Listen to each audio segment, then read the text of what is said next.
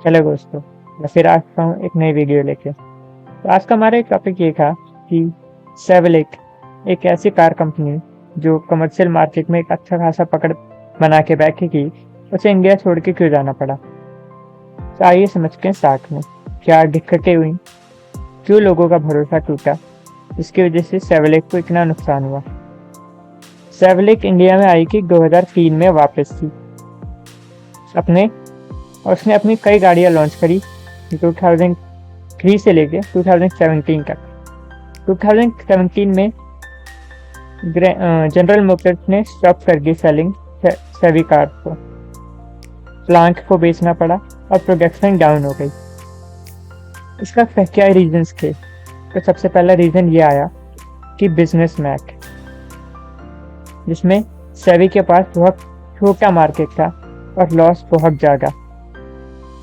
Business reality इनकी ये थी कि सेवी कभी भरोसा बना ही नहीं पाई और ना ही कभी सस्टेनेबल मार्केट इंडिया में।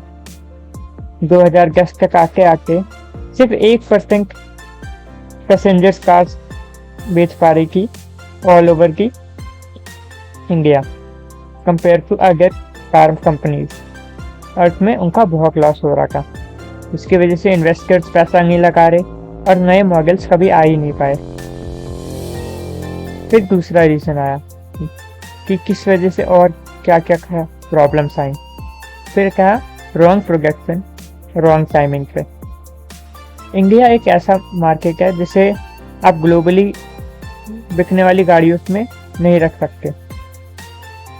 आप कोई भी बाहर से गाड़ी लाके डायरेक्ट यहाँ यूज़ नहीं कर सकते। हमें यहाँ पे इंडिया स्पेसिफिक कार्स बनानी पड़ती हैं कंपनीज को। तो उस समय के टाइम पे लोगों को चाहिए था एक ऐसी हैचबैक और छोटी गाड़ियाँ जिसमें अच्छा फ्यूल माइलेज मिले और लोग उसे डे टू डे यूज़ कर पाएँ। पर सेवी के लाइनअप में कई अच्छी गाड़ियाँ थी, जैसे कि बीक, सेवलेक बीक थी जो कि लोग सिटीज़ में यूज़ कर सकते थे।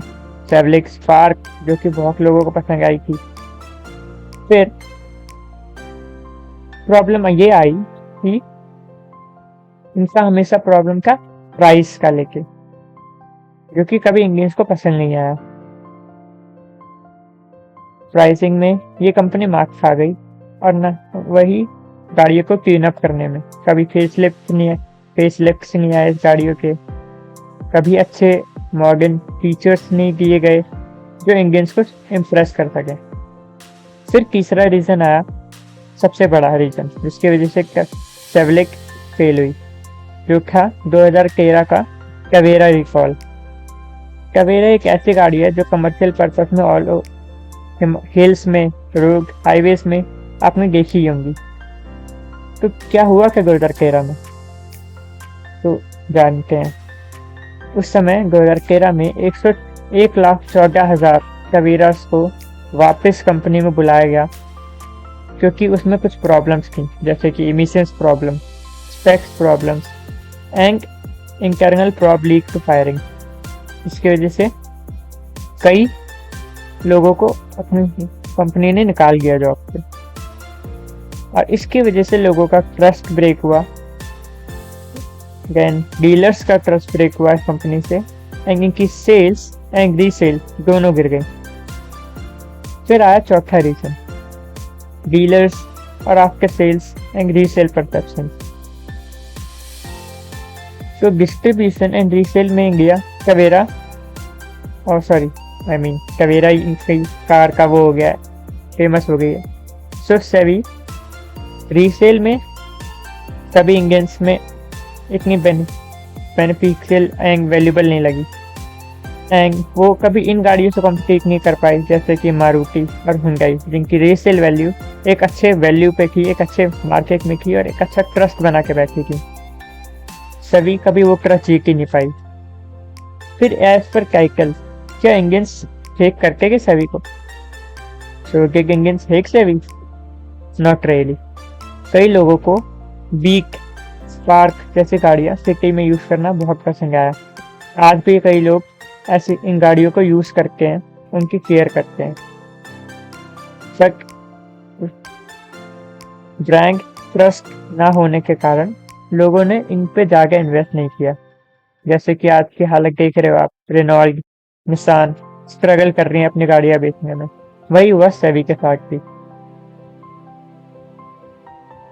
So what happiness, the takeaway, the end of सेवी।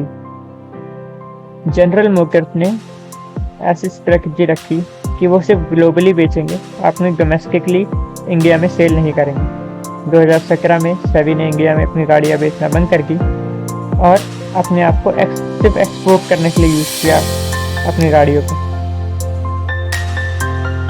तो ये था जिसकी वजह से सेवी को इंडिया से जाना पड़ा। और ऐसी और वीडियोस के लिए सब्सक्राइब करें, कमेंट करें और आप भी बताएं क्या आप भी कभी सेवी कार ओन कर चुके हैं पहले। Tell us your story in comments. Subscribe. Thank you. Love you all.